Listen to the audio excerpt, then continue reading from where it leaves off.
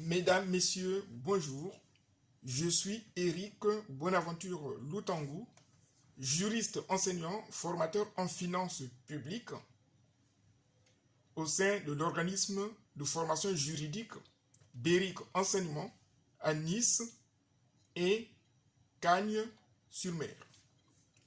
Dans le cadre de l'arrêté du 21 juin 2023 autorisant au titre de l'année 2024 l'ouverture d'un concours professionnel d'accès au grade d'inspecteur principal des finances publiques, Béric Enseignement organise des ateliers de préparation à l'oral de l'épreuve du concours d'accès au grade d'inspecteur principal des finances publiques.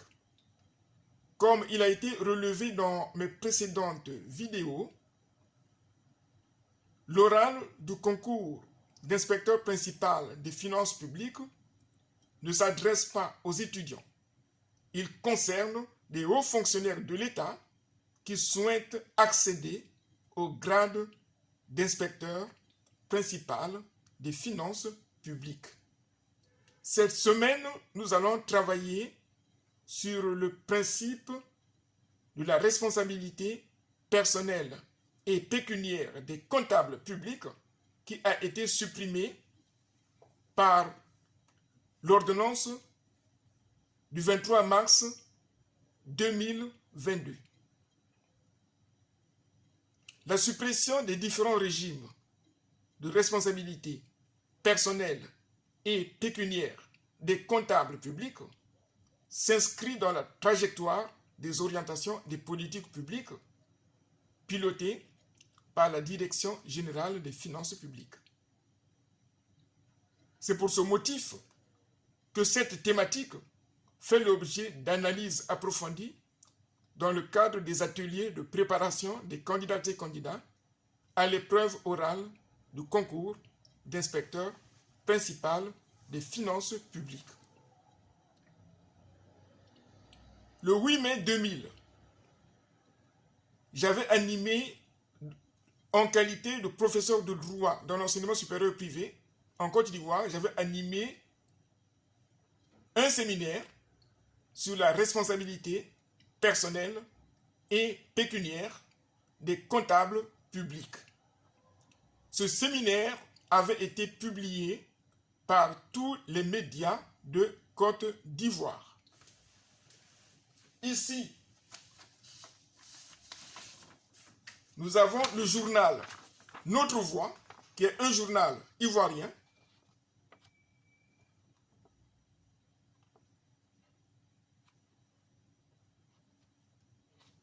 Donc, dans ce journal, il était question, l'année 2000, du principe de la responsabilité personnelle et pécuniaire des comptables publics, qui posait problème.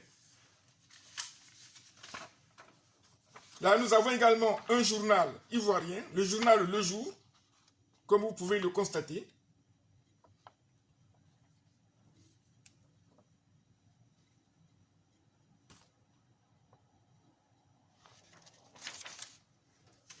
Là également, nous avons un journal ivoirien, le journal Inter, l'Inter, est un journal de Côte d'Ivoire qui parlait de ce séminaire.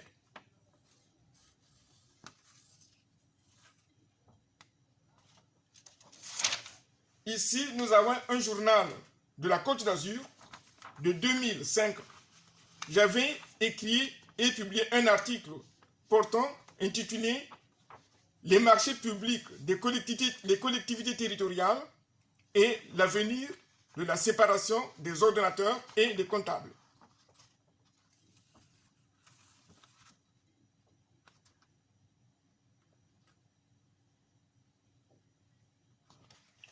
Donc, le 8 mai 2000, lors de mon séminaire, j'avais relevé que compte tenu du régime de responsabilité personnelle et pécuniaire qui était très lourd au niveau du comptable public, j'avais expliqué que ce régime de responsabilité personnelle et pécuniaire des comptables publics nécessitait une réforme. En l'état de son fonctionnement, ce régime de responsabilité personnelle et pécuniaire des comptables publics était peu compatible avec la bonne ou le bon pilotage du contrôle comptable effectué par le comptable public. Pourquoi ce régime était trop lourd? Mais c'est parce que le contrôle comptable s'exerce dans le cadre du principe de la séparation entre les ordonnateurs et des comptables. Le contrôle effectué par le comptable se situe au niveau de la phase comptable de l'exécution des dépenses publiques. L'exécution des dépenses publiques se fait en deux phases. Une phase administrative et une phase comptable.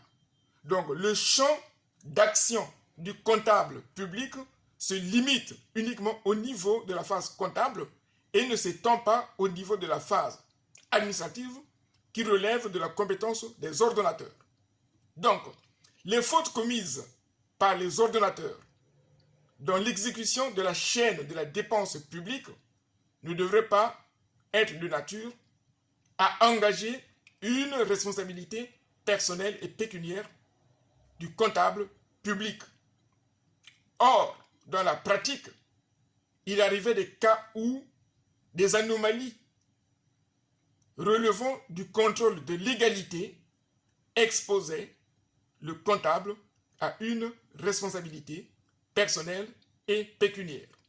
Ce régime n'était pas équitable et n'était pas de nature à favoriser une qualité de la comptabilité publique. C'est ce que j'avais relevé l'année 2000. C'est en 2022 que la France a supprimé les différents régimes de responsabilité personnelle et pécuniaire des comptables publics. Eu égard à cette réforme, je peux dire que la France m'a rejoint partiellement dans la mesure où la réforme est intervenue en la matière. En revanche, dans ma conférence en 2000, moi, la réforme que j'avais suggérée consistait à supprimer certains aspects qui exposaient le comptable à la mise en jeu de sa responsabilité personnelle et pécuniaire, mais sans pourtant supprimer le principe en tant que tel. Et moi, j'avais relevé que le principe de la responsabilité personnelle et pécuniaire des comptables publics protégeait les finances publiques contre les dérives budgétaires, contre les malversations et participait à une logique de la qualité du contrôle comptable. C'était mon point de vue. Donc, étant donné que le droit de la comptabilité publique s'applique aussi bien en France, mais également à l'étranger, notamment à partir des instruments bilatéraux et multilatéraux des financements du développement, les candidates et candidats à l'épreuve orale du concours d'inspecteur principal des finances publiques échangeront sur cette réforme pour analyser les points de performance de cette réforme et les points éventuellement à améliorer, de sorte que le régime de la gestion budgétaire et comptable, et particulièrement le principe de la responsabilité financière des gestionnaires publics, soit compatible avec les objectifs de qualité comptable, mais également de performance de la gestion budgétaire et comptable publique.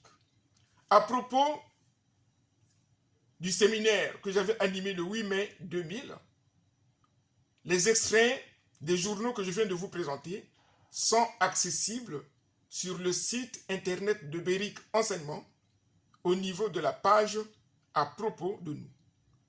Le public intéressé par les ateliers de préparation à l'oral du concours d'inspecteur principal des finances publiques dont la finalité est d'aider les candidates et candidats à maximiser leurs chances de succès à l'épreuve orale peut donc contacter directement Beric Enseignement à partir de nos coordonnées qui sont accessibles sur le moteur de recherche Google. Beric Enseignement vous remercie.